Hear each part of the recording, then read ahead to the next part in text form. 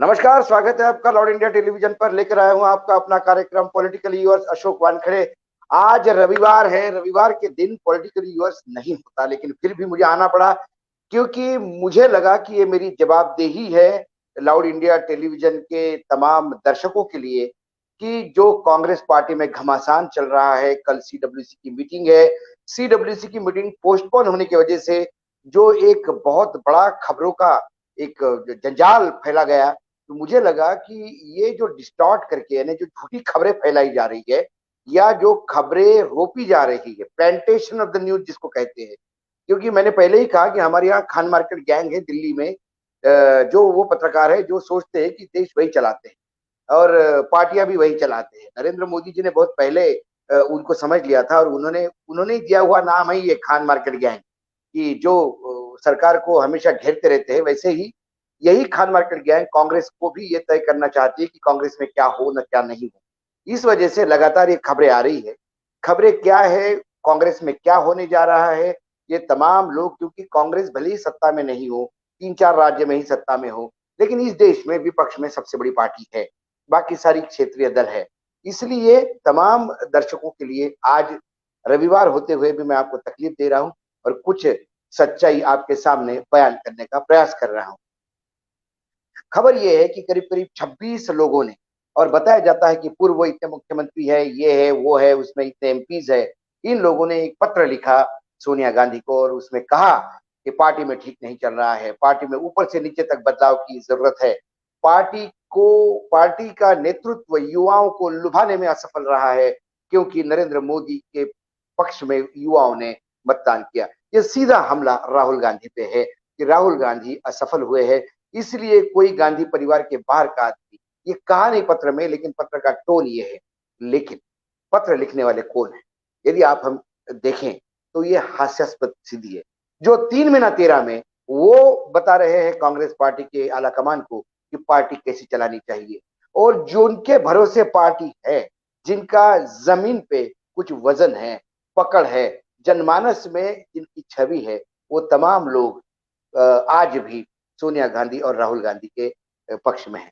सबसे पहले मैं बात बता दूं कि जब भी ये बात मैं करूंगा तो लोग एक सोचेंगे कि ये परिवारवाद के लिए क्यों बोलता है। मैं एक बात अब बड़ी साफ बोल देता हूं, यदि आप प्रैक्टिकल दृष्टि से देखें, यथार्थ के धरातल पे उतर के सोचे, तो इस देश में ऐसी कोई भी पॉलिटिकल पार्टी नहीं है जो किसी घराने का कब्जा नहीं।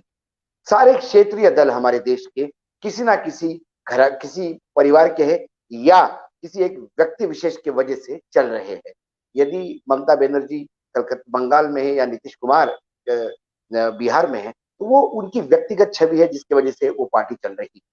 बाकी सारी रीजनल दल, जितने भी रीजनल पार्टी है, वो सारी सारी क्षेत्रीय दल जो है अपने घराने शाही से डिपेंड है। फिर आई कांग्रेस पार्टी। कांग्रेस पार्टी ये गांधी नेहरू परिवार ही चलाता है और सालों से चला रहा है। हम बात करते हैं बीजेपी। भारतीय जनता पार्टी को संघ चलाता है। संघ एक परिवार है। मैं संघ को इस परिवार से नहीं जोड़ता, लेकिन संघ ये तय करता है कि भारतीय जनता पार्टी कैसी चले।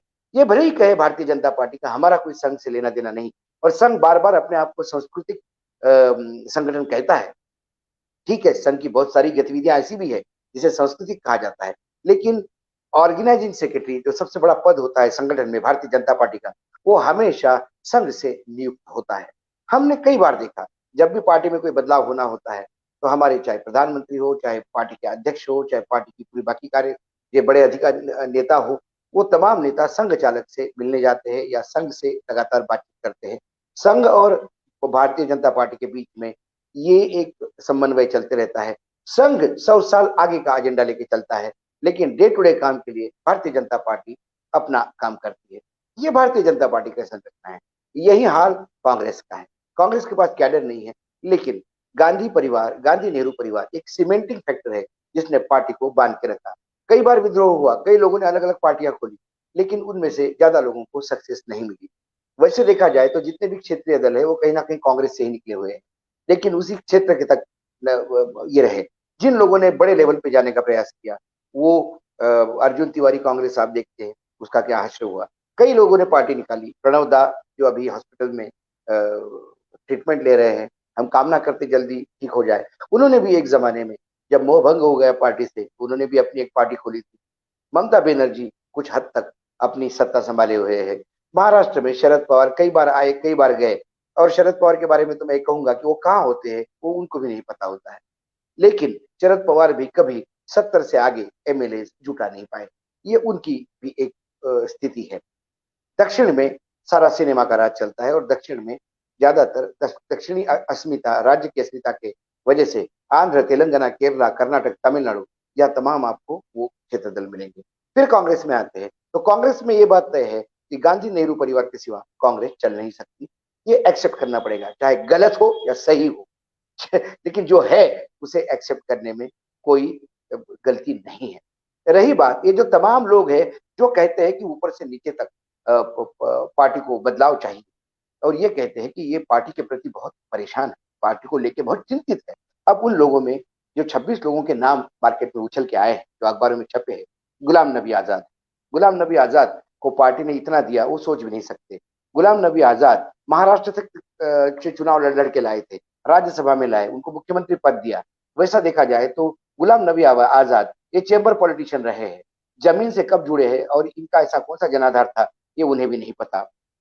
आनंद शर्मा, कपिल सिब्बल, मुकुल वासनिक, देखिए आनंद शर्मा का क्या हश्र है। यदि पार्टी ने हाथ उठा दिया तो उनको कोई पहचानने वाला नहीं। कपिल सिब्बल आज तक पार्टी के लिए कोई बड़ा मुकदमा भी नहीं जीत पाए, लेकिन पार्टी उनको ढो रही। मुकुल वासनिक, ये मुकुल वासनिक की पिताजी की पारंपरिक जो सीट थी महाराष्ट्र में, वो सीट छोड़ के बुल्ढाना, उनको जब रामटेक भागना पड़ा तब उसी से पता पड़ता है कि ये किसके भरोसे है। इनका कोई वजूद नहीं, ये ऊपर से कांग्रेस के भरोसे है। कांग्रेस ने हाथ रखा, इसलिए ये राजनीति में लगातार दिल्ली में जमे हुए हैं। शशि थरूर, शशि थरूर विदेश से आए। शशि थरूर को शायद जब विदेश में थे वहां असफल हो गए तो यहाँ सफलता ढूंढने आए, और आज भी उन पर आरोप लगता है कि वो यूएस के लॉबी का एक यहाँ प्रतिनिधित्व करते हैं। ये वही जाने या यूएस जाने क्या होता है, लेकिन ये लगातार आरोप लगते हैं। शशि थरूर को भी केरल झेल रहा है। केरल का कांग्रेस यूनिट, यदि केरल के कार्यकर्ताओं को पूछो तो वो कहता है कि जो हाईकमान की कृपा है जो हम उनको झेल रहे हैं, लेकिन उनका ना कांग्रेस में कोई कंट्रीब्यूशन, ना कभी कोई केरल के लिए कंट्रीब्यूशन रहा है।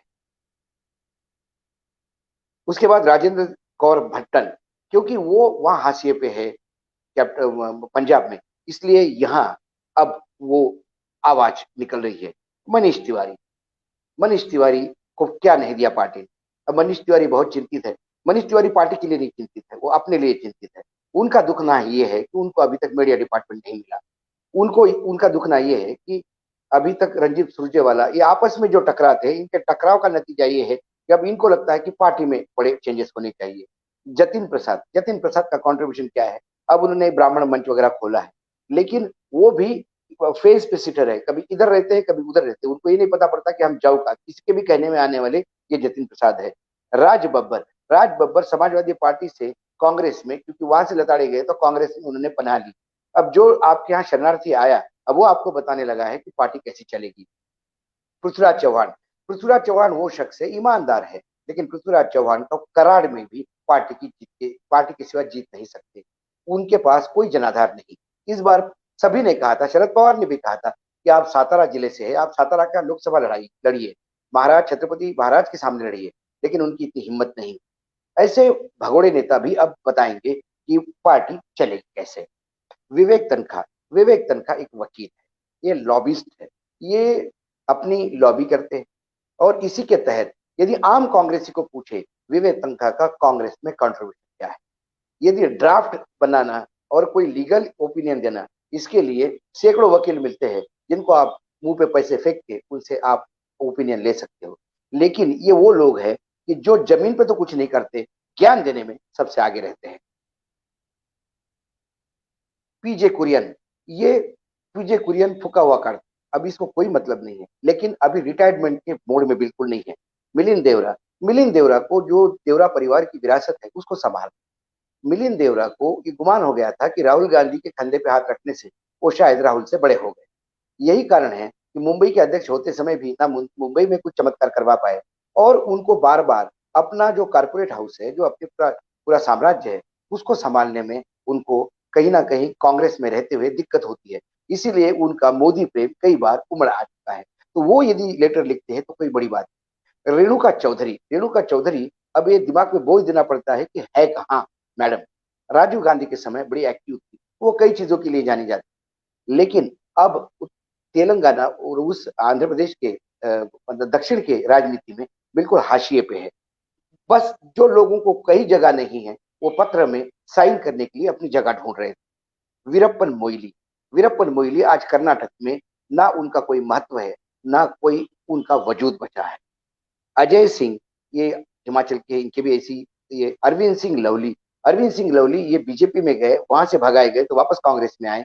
जो आदमी कांग्रेस से बीजेपी जाता है अपने स्वार्थ के लिए, अब आके कांग्रेस को बताएगा कि कांग्रेस चलनी कैसी चाहिए। कौल सिंह ठाकुर है, एक अखिलेश प्रसाद सिंह है। अखिलेश प्रसाद सिंह तो बहुत दिनों से बिहार से आते हैं, और बहुत दिनों से वो अलग राग अलाप रहे हैं। उनका लेटर वालों के बीच में नाम होना ये आश्चर्यचकित नहीं है, नहीं होता तो आश्चर्य होता है। वही हालत कुलदीप शर्मा की है, योगानंद शास्त्री की है, संदीप दीक्षित की है। संदीप दीक्षित का ये हाल है कि अभी तक वो कंफर्म नहीं कर पाए कि वो राजनीति करना चाहते हैं कि अपना एनजीओ चलाना चाहते हैं। हाँ, आज कांग्रेस ने जो शोक सभा राजीव त्यागी जी के लिए ऑर्गेनाइज की थी, उसका पूरा जो काम है वो लतिका दीक्षित, जो शीला दीक्षित की बेटी है, वो देख रही थी। और जिस हिसाब से उसको आज प्रोजेक्ट किया जा रहा था, मुझे लगता है आने वाले समय यदि शीला दीक्षित की विरासत लतिका दीक्षित को जाए तो आश्चर्य नहीं होना चाहिए। ये तमाम बातें मैंने आपको इन लोगों का कच्चा चिट्ठा बताया, जिन लोगों को अब मार्गदर्शक मंडल में बैठना चाहिए। और मार्गदर्शक मंडल की स्थिति क्या है, ये भारतीय जनता पार्टी ने दिखा दी। भारतीय जनता पार्टी से कुछ सीखने की जरूरत है अब गांधी परिवार को भी। भारतीय जनता पार्टी ने यह देखा कि पार्टी यदि निरंतर चलनी है तो नए लोगों को लाना पड़ेगा। यदि आपके यहाँ पार्टी के अध्यक्ष या प्रधानमंत्री या बड़े कैबिनेट मंत्री ये संघ से आएंगे या संघ के शाखा से आएंगे, वैसे ही कांग्रेस में पार्टी के कोई भी अध्यक्ष हो या प्रधानमंत्री हो, वो जाएगा गांधी नेहरू परिवार से ही। लेकिन जैसा कि मोदी जी और अमित शाह जी ने पूरे पार्टी में एक बदलाव लाया, सारे नए लोग सामने लाए। और उदाहरण के तौर पे बताऊं तो अभी मध्य प्रदेश में जो कैबिनेट बनी, उसमें शिवराज सिंह लगातार चक्कर काटते रहे दिल्ली के, लेकिन बार बार नरेंद्र मोदी जी ने कहा कि नए लोगों को लाइए, कि पुराने लोगों को कब तक चलाएंगे। ये कहीं ना कहीं आपको देखना होगा। गुलाम नबी आजाद कब तक चलेंगे, जेपी कुरियन कब तक चलेंगे, ये शशि थरूर, राजेंद्र कौर, कपिल सिब्बल, अब इनको कब तक पार्टी ढोएगी। क्योंकि जब तक इनको ढोएगी तब तक वहां से नई फौज नहीं आएगी। इनके जाने के बाद वहां एक वैक्यूम क्लियर होगा। यही होता आ रहा है। पूरे देश में कांग्रेस थी, लेकिन कांग्रेस फिर सत्ता में आई, कांग्रेस को लगा हम सत्ता में है, लेकिन दक्षिण भारत के भरोसे थी। उत्तर भारत में कभी पुराने नेताओं ने नए नेताओं को पनपने नहीं दिया। अब पुराने नेताओं की जगह नए नेताओं को लाने का समय है। ऐसे में ड्रेस्टिक चेंज, ये जो पत्र लिखा है इन्होंने कि पूरा बदलाव चाहिए, बिल्कुल हम भी कहते हैं कि बदलाव चाहिए, मुझे भी लगता है बदलाव चाहिए। लेकिन सबसे पहले बदलाव चाहिए, ये जो गणपति है इनको आप विसर्जन करो। गणपति का समय है, हो गया 10 दिन, हो गया 10 साल हो गए। 10 साल के बाद 40 साल, 50 साल तक ये लोग राजनीति कर रहे हैं। अब इनका विसर्जन का समय आ गया है। या तो इनका मार्गदर्शन मंडल किया जाए या इनको विसर्जित ही किया जाए, क्योंकि इनका जमीन से कोई वास्ता नहीं है। ये किसी कार्यकर्ता के लिए कभी जीवन में इन्होंने कुछ नहीं किया। पार्टी ने जितना दिया आप सोच भी नहीं सकते, इतने ये कमा चुके हैं। ऐसे लोगों को अब हाशिए पे लगाने की जरूरत है, ताकि नए लोग आए। पार्टी में जो आम कार्यकर्ता है उसकी एक धारणा हुई है कांग्रेस में कि जो दिल्ली में गणेश परिक्रमा करते हैं उन्हीं का चलता है। दिल्ली में आते हैं, बड़े 5 स्टार होटल में रुकते हैं, यहाँ पे कोई पैसे वैसे देके जुगाड़ करके किसी नेता से अपॉइंटमेंट लेते हैं, फोटो खींचते हैं, और फिर अपने क्षेत्र में फोटो छपवाते हैं कि फला फला मध्य प्रदेश की कांग्रेस की स्थिति पे या मध्य प्रदेश सरकार के बारे में राहुल गांधी से चर्चा करते थे। वो राहुल गांधी से क्या चर्चा करता होगा, राहुल गांधी से सर एक फोटो खींचने पे वहां खबरें छपवाते हैं। या दिल्ली में जैसा कि मैंने कहा खान मार्केट गया है, इनके साथ 2 स्कॉच के पेक पे आप खबर बताते हो कि क्या करना चाहिए, और फिर वो कहते हैं कि स्कॉच उनकी पीनी होती है तो आपको बोलना भी होता है। जब आप बोलोगे उनके फेवर में तो कहोगे कि you should be the chief minister of Madhya Pradesh, you should be the chief minister of Assam. ये क्या, what I don't know what Rahul is thinking. ऐसा करके ये उनके भरोसे राजनीति करने वाले लोग अब पार्टी में नहीं चलेंगे, क्योंकि यदि पार्टी को वाकई समाप्त नहीं होना है, पार्टी को आगे बढ़ना है, आगे भारतीय जनता पार्टी जो नरेंद्र सिंह मोदी, अमित शाह जैसे धाकड़ लोगों के नेतृत्व में चल रही है, पीछे संघ का एक संगठित और एक नियंत्रित कैडर काम कर रहा है, ऐसे इतने बड़े चैलेंज को आपको यदि फेस करना है, यदि उनके बराबर टक्कर देने लायक भी बनना है, मैं जीतने की तो बात ही नहीं करता, टक्कर बनने लायक भी करना है, तो आपको नए लोगों को लाना होगा। कब तक आप पुराने लोगों को ढूंढेंगे? अब देखिए, हालत यह है कि आज ये जो 26 लोगों के नाम छपे कि इन्होंने पत्र लिखा, इनमें से कोई इतनी औकात भी नहीं रखता कि ये ओन करे कि हमने पत्र लिखा, ये कहे कि हाँ हमने पत्र लिखा। पत्र लिखने का नाम जैसी आता है तो ये कहते नहीं नहीं हमने कोई पत्र नहीं लिखा, ये सब ऐसा ही है। हाँ ये जरूर है कि जो बताया जा रहा है वो उसके लिए हम हैं, हम ये कहते हैं कि ये पार्टी में बदलाव चाहिए। पत्र में जो मजमून छपा है, पत्र में जो लिखा गया है, जो कंटेंट है, उसके समर्थन हम करते हैं, लेकिन पत्र हमने नहीं लिखा ये कहने वाले ये तमाम 26 नेता है, इनमें से एक भी नेता नहीं है जो ओन अप कर रहा है। जब उन्होंने देखा शाम तक, सबसे पहले पंजाब के मुख्यमंत्री, क्योंकि जिन राज्यों में जो मुख्यमंत्री है उनकी उन राज्यों पे पकड़ है, फिर बघेल हो छत्तीसगढ़ में, या फिर दिग्विजय या कमलनाथ हो मध्य प्रदेश में, या फिर अशोक गहलोत हो, उन्होंने तो अभी अभी बता दिया, अशोक गहलोत का केस तो एकदम सामने है, उन्होंने बता दिया कि जयपुर राजस्थान का राजा कौन, उन्होंने भी साफ तौर पे बता दिया। पंजाब में कई आरोपों के बाद भी अमरिंदर सिंह टिके हुए हैं। पहला पत्र अमरिंदर सिंह का आया और अमरिंदर सिंह ने इन तमाम पत्र लिखने वालों के तथाकथित, क्योंकि ये तो बोलते हमने पत्र लिखा नहीं, उनको बुरी तरह से लताड़ते हुए कहा, और उनके पत्र में इंग्लिश में लिखा हुआ पत्र है, the Gandhis were the only recognisable face of the Congress from Kashmir to Kanyakumari. ये शब्द, ये उसमें लिखा हुआ सेंटेंस। वो कहते हैं कि गांधी परिवार पे आप लांछन नहीं लगा सकते, ये वही परिवार है जो कश्मीर से कन्याकुमारी तक हर आदमी, हर कांग्रेस कार्यकर्ता, इस देश का हर इंसान उनको जानता है। 5 generations have served the country since pre-independence time. इस परिवार के 5 जनरेशन ने आजादी के पहले से देश सेवा की है। Beginning with Motilal Nehru to Jawaharlal Nehru to Indira Gandhi to Rajiv Gandhi, and Indira Gandhi and Rajiv Gandhi have sacrificed their life for the party and for the nation. ऐसे लोगों को वो वार्न करते हैं कि जो लोग ये टाइप का पत्र लिख रहे हैं, जो नेतृत्व पे उंगली उठा रहे हैं, उनको इस बारे में सोचना चाहिए कि वो किन के हाथ में खेल रहे हैं। दूसरा पत्र आया है बघेल का। आज बघेल साहब का जन्मदिन है, मैं लाउड इंडिया की तरफ से उनको बधाई भी देता हूँ जन्मदिन। अच्छा काम कर रहे हैं और अच्छा कंट्रोल रखा है पार्टी में। अभी तक वहां पे भारतीय जनता पार्टी को जगह नहीं मिली जहां से वो विद्रोह कर पाए। तो बघेल जी ने अपने पत्र में लिखा, गांधी नेहरू परिवार का भारत को गरीब राष्ट्र की श्रेणी से आधुनिक राष्ट्र बनाने में महत्वपूर्ण योगदान रहा है। नेहरू गांधी परिवार का भारत को गरीब राष्ट्र से आधुनिक भारत बनाने में महत्वपूर्ण योगदान रहा है। परिवार ने देश के लिए कुर्बानियां दी हैं, वह अविस्मरणीय है। 135 वर्ष पुरानी कांग्रेस के ने कई संकटों का सामना किया, किंतु कांग्रेस के लाखों करोड़ों कार्यकर्ताओं की गांधी नेहरू परिवार के प्रति आस्था सदैव अडिग रही। राहुल के नेतृत्व में ही ये सवाल का जवाब दे रहे हैं कि राहुल के नेतृत्व में कुछ नहीं हुआ, तो वो कहते हैं कि राहुल के नेतृत्व में गुजरात में पार्टी ने अभूतपूर्व प्रदर्शन किया, मध्य प्रदेश, छत्तीसगढ़, राजस्थान में पार्टी ने सरकारें बनाई। अब प्रश्न ये है कि जिनका वजूद है, जिन्हें मास लीडर कहा जाता है, वो तमाम लोग गांधी नेहरू परिवार के पीछे। जिनका कोई वजूद नहीं, जो अभी तक मात्र गांधी परिवार, गांधी नेहरू परिवार और कांग्रेस पे अमर बेल की तरह चढ़ के अपनी जीवन यापन करते थे, अब जब साफ सफाई होने लगी तो उन्हें डर लगने लगा कि अब जाए तो कहां जाए, क्योंकि उनकी स्थिति इतनी मरणासन्न है और इतने बूढ़े हो चुके हैं और अभी राजनीति में उनका कोई उपयोग नहीं है। ऐसे में कोई राजनीतिक दल उनको लेने को भी तैयार नहीं, क्योंकि भारतीय जनता पार्टी ने अपने ही रिटायर्ड लोगों को मार्गदर्शक मंडल में रखा तो और उस मार्गदर्शक मंडल में एंट्री करवाने के लिए नए लोगों को तो एंट्री होने से रही। जिनको कहीं जाने का जुगाड़ नहीं है वो अब इसी पार्टी में नए नेतृत्व की बात करते हैं। दूसरी बात, ये सारा जो राजनीतिक हलचल है, अभी जब खबरें आती है तो समझ में आता है कि कहीं ना कहीं कुछ खबर के पीछे की भी खबर है।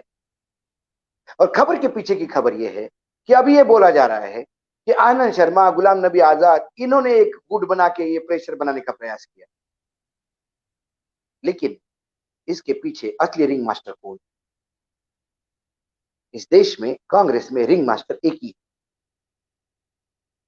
आदरणीय अहमद पटेल। पटेल जी की खासियत रही, वो क्राइसिस क्रिएट करते हैं और फिर क्राइसिस सॉल्व करने का क्रेडिट लेते हैं और क्राइसिस मैनेजर बनते हैं। ये तमाम लोग वही हैं जो एक जमाने में अभी अभी तक अहमद पटेल को ही सब कुछ मानते थे।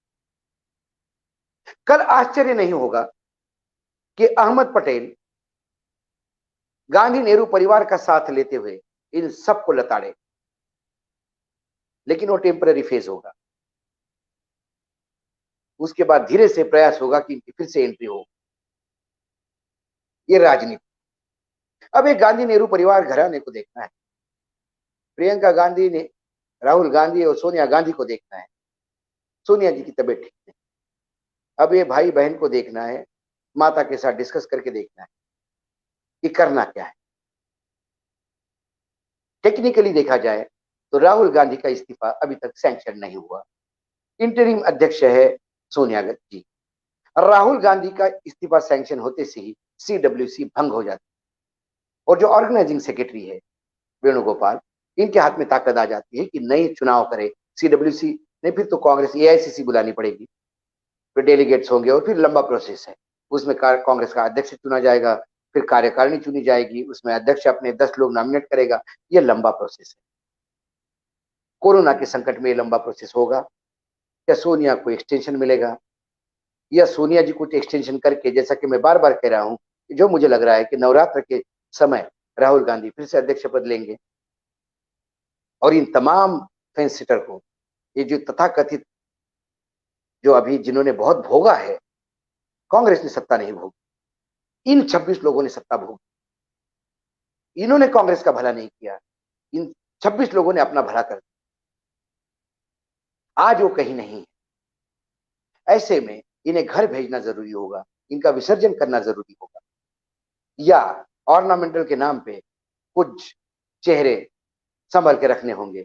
ये गांधी नेहरू परिवार का सोच है, उनका विचार। लेकिन देश में जितना भी आम कांग्रेसी है वो इस बात से आंदोलित है कि कब तक पैराट्रूपर्स, गणेश वंदना करने वालों इस देश कांग्रेस में चलेगी। कहीं ना कहीं तो जो आम कार्यकर्ता है, जो पार्टी से जुड़ा हुआ है, जो निचले स्तर में 24 घंटे काम करता है पार्टी के, उसका कोई रिप्रेजेंटेटिव कब ऊपर आएगा? यूथ कांग्रेस में आया है श्रीनिवास, यूथ कांग्रेस के अध्यक्ष बनाया है उसको, जमीन से जुड़ा हुआ आदमी। उत्तर प्रदेश में अभी तक प्रमोद तिवारी जी थे। प्रमोद तिवारी जी अभी भी आशावान है, वो कह रहे हैं सबको, पत्रकारों को कुछ बुला के, कि अभी मुझे मुख्यमंत्री का उम्मीदवार घोषित किया जाएगा। ये हास्यास्पद है, निहायत हास्यास्पद। प्रमोद तिवारी ने हमेशा कांग्रेस को, समाजवादी पार्टी हो, बीएसपी हो या बीजेपी हो, इनके गोद में बैठ के चलाया। लालू जैसे लोग आए हैं जो लगातार बीजेपी के गढ़ में 2-2, 3-3 बार एमएलए बने हैं, वो अध्यक्ष बने हैं, वो जमीन से जुड़े लोग, नई फौज तैयार होगी। कांग्रेस को पूरा नवीनीकरण करना होगा। उस नवीनीकरण में इन तमाम जो पत्र लिखने वाले हैं, इनको घर भेजने का समय आ गया है। इनको घर भेजा जाएगा, जाना जरूरी। नए लोग आएंगे कोई, क्योंकि इनमें से जो भी जाएगा ये अपने घर के भी लोगों को अपने पक्ष में मतदान करवा नहीं पाएंगे। और ये जो बार बार शाम तक खबरें चलने लगी है कि ये गुलाम नबी का गुट है, ये कोई गुलाम नबी का गुट नहीं, ये दो गुट है। एक गांधी परिवार के पक्ष में है, एक गांधी परिवार के विरोध में। और जो गांधी परिवार के विरोध में है उसमें कहीं ना कहीं उसका जो बेस है, यदि रस्सा आप ढूंढते जाओ, सीरा ढूंढते जाओ, तो माननीय अहमद पटेल के पास पहुंचता है। पटेल जी नहीं मानेंगे। पटेल जी के लोगों को पटेल जी ने छोड़ दिया है मार्केट में ये बोलने के लिए कि बताओ ये 26 लोग मांग रहे हैं और पटेल जी अभी भी गांधी परिवार के साथ। ये कहने वाले लोग एक स्ट्रेटेजी के तहत कह रहे हैं, लेकिन सारे मुख्यमंत्री जितने मेंबर ऑफ पार्लियामेंट से, अब उसमें यदि मैं बताऊं आपको तो ये जो 26 तथाकथित, क्योंकि ये बोल रहे हैं हमने लेटर नहीं लिखा, तो भी हम मानते हैं कि लेटर लिखा है, चलो उनमें से राज्यसभा में से आनंद शर्मा है, अखिलेश प्रसाद सिंह है और गुलाम नबी आजाद, और लोकसभा से मनीष तिवारी और शशि थरूर। बाकी तमाम सांसद गांधी नेहरू परिवार के साथ खड़े। सारे अखबार आज लिख रहे थे, सोशल मीडिया पे घमासान चल रहा है कि कल क्या होगा, कल फायरवर्क्स होंगे।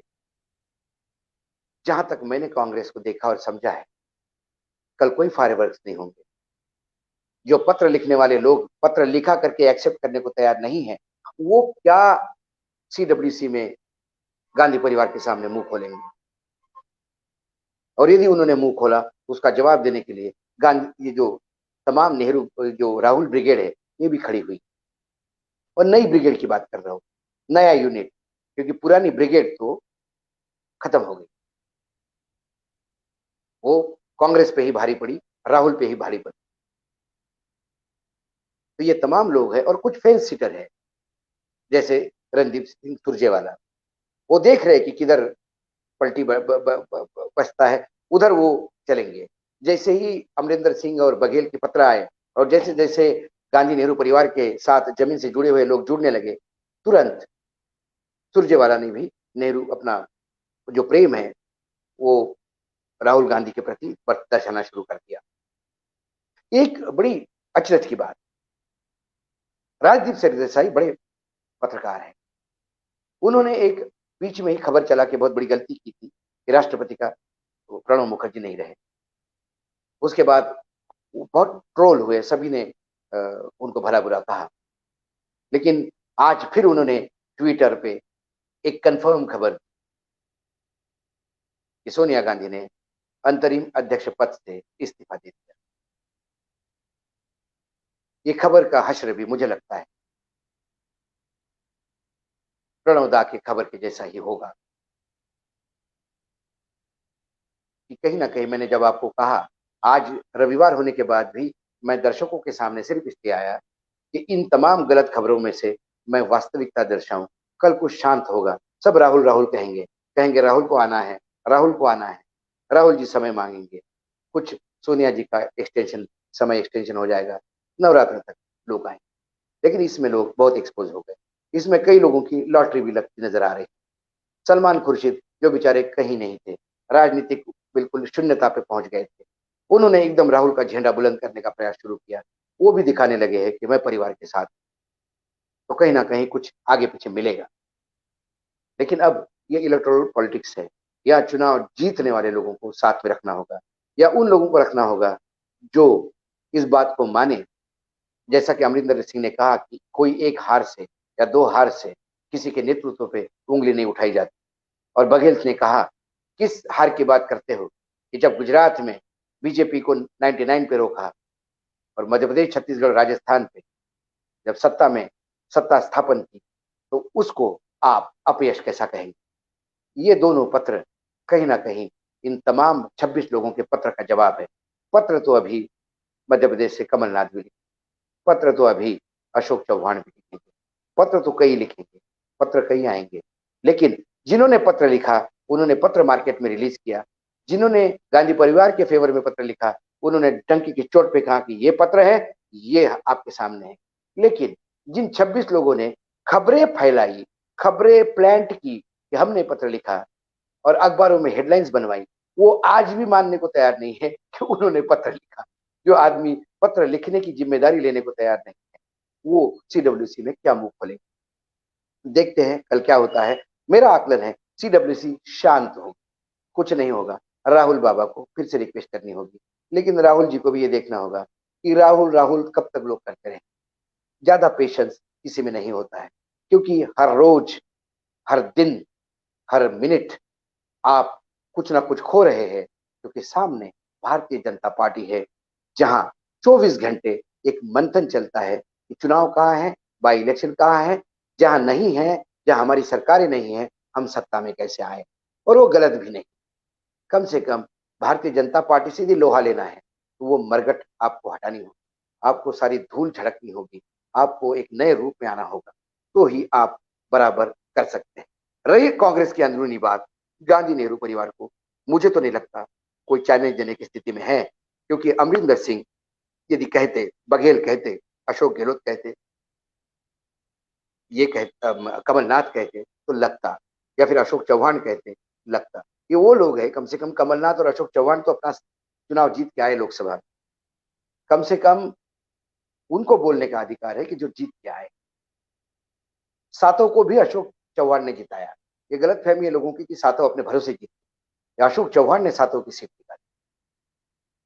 तो ये जो लोग हैं, ये बोले तो माने, लेकिन ये जानते हैं, जैसा कि कैप्टन ने कहा, जम्मू कश्मीर से लेकर कन्याकुमारी तक हर गांव में जहां जहां कांग्रेस कार्य करता है, उसको मालूम है उसके जुड़ाव का जो जो पिरोया जाता है, जिस रस्सी में, जिस धागे में ये पिरोया जाता है, वो धागा कांग्रेस गांधी परिवार का है। अब ये अच्छा है या बुरा है मैं नहीं कहता, मैंने आपको पहले कह दिया है, परिवारवाद के मैं खिलाफ हूं, लेकिन परिवारवाद कहा नहीं कि हमारे देश में परिवारवाद जाने के लिए और 50 साल का इंतजार शायद करना पड़ेगा।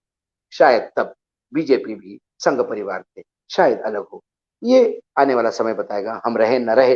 लेकिन फिलहाल ये मैं मेरे दर्शकों को बता दूं कि कल कुछ खास होने वाला नहीं। सारे फटाके, बरसात बहुत है ना, इतने बरसात जब हो रही है, सब दूर बाढ़ है, ह्यूमिड है, उमस भरी हुई है, ऐसे उमस वातावरण में, गीले वातावरण में फटाके भी नहीं फूटेंगे। ये वस्तु स्थिति। आज इतना ही, कल मिलेंगे। कल सोमवार है, पॉजिटिव मंडे के साथ बहुत अच्छी खबरें हो रही है, और हो सकता है सीडब्ल्यूसी मीटिंग की लगातार रिपोर्टिंग होती रही तो मैं उस पर एक कुछ अलग कार्यक्रम करूं। तब तक आप देखते रहिएगा लाउड इंडिया टीवी। धन्यवाद।